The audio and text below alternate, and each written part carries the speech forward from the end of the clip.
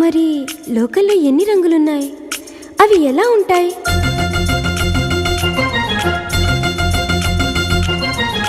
బుగ్గ మీద వెచ్చని సిగ్గు వచ్చినప్పుడు దానిని అడుగు, ఎర్రదనం అంటే చెబుతుంది.